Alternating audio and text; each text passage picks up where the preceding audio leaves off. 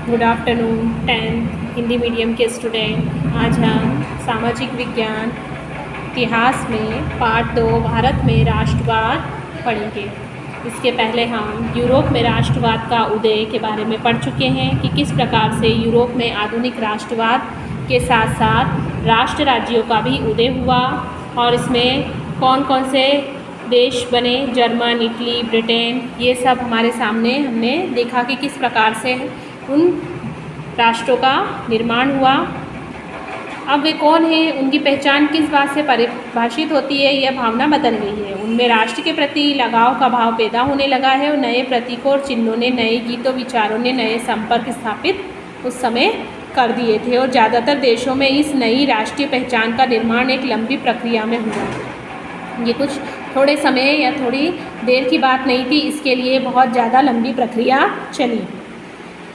इसके साथ ही समुदायों की सीमाओं को दोबारा परिभाषित कर दिया गया। तो आइए हम देखते हैं कि हमारे देश में यह चेतना किस प्रकार से पैदा हुई, राष्ट्रवाद का जो उदय है वो कैसे हुआ। तो दूसरे उपनिवेशों की तरह भारत में भी आधुनिक राष्ट्रवाद के उदय की परिघटना उपनिवेशवाद विरोधी आंदोलन के साथ गहरे तौर पर जुड़ी हुई थी।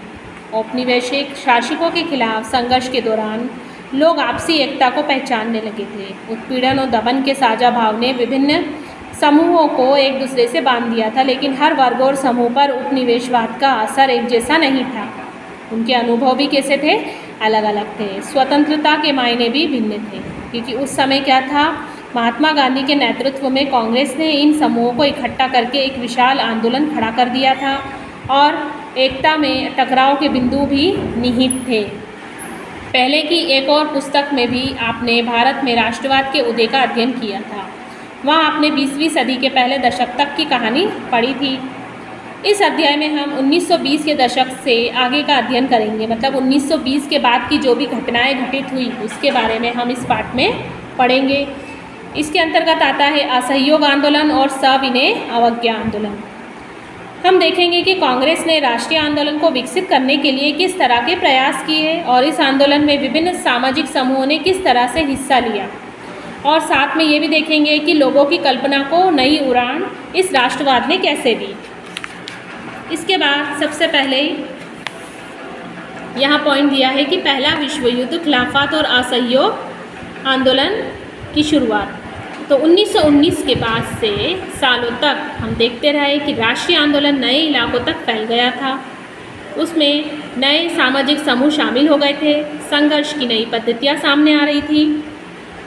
इन बदलावों को हम कैसे समझेंगे, इसके बारे में सबसे पहले हम यह बात रखेंगे कि विश्व युद्ध ने एक नई आर्थिक और राजनीतिक स्थिति पैदा कर दी थी। इसके कारण रक्षा व्यय में भारी इजाफा हुआ। इस खर्चे की भरपाई करने के लिए युद्ध के नाम पर कर्जे लिए गए और करों में वृद्धि कर दी गई। हुआ क्या कि जब विश्व युद्ध शुरू हुआ तो उससे आर्थिक और राजनीतिक संकट की स्थिति खड़ी हो गई। क्यों ऐसा हुआ? क्योंकि भारी इजाफा उस युद्ध में रक्षा व्यय में करने लगे। उस समय जो भी सरकार थी उसने क्या किया, ज़्यादातर रक्षा व्यवस्था पर खर्च किया और इसके लिए, इस खर्चे की भरपाई के लिए युद्ध के नाम पर कर्ज लेने के लिए तैयार हुए और साथ ही करों में भी क्या कर दी गई, वृद्धि कर दी गई। सीमा शुल्क बढ़ा दिया गया, आयकर शुरू किया गया।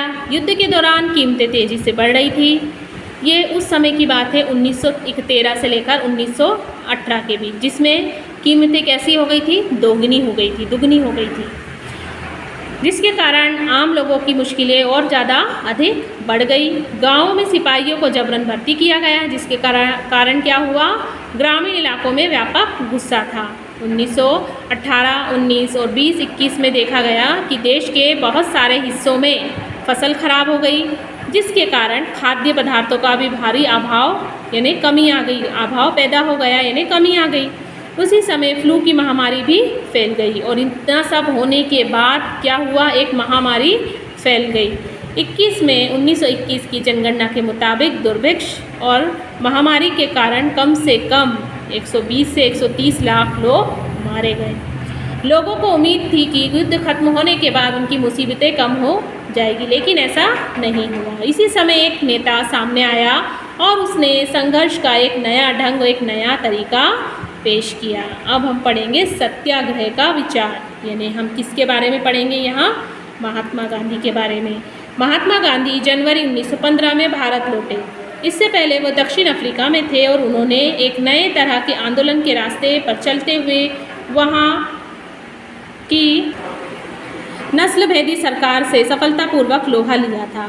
वहाँ पर नस्ल भेदभाव किया जा रहा था, गोरे और काले का भेदभाव था और इसी भेदभाव को दूर करने के लिए गांधी जी ने वहाँ पर भी कई तरह के आंदोलन चलाए दक्षिण अफ्रीका में और काफ़ी हद तक वो सफल भी रहे। इस पद्धति को वे सत्याग्रह कहते हैं। सत्याग्रह सत्य का आग्रह के विचार में सत्य की शक्ति पर आग्रह और सत्य की खोज पर जोर दिया जाता था। इसका अर्थ यह था कि अगर आपका उद्देश्य सच्चा है, यदि आपका संघर्ष अन्याय के खिलाफ है, तो उत्पीड़क से मुकाबला करने के लिए आपको किसी शारीरिक बल की आवश्यकता नहीं है।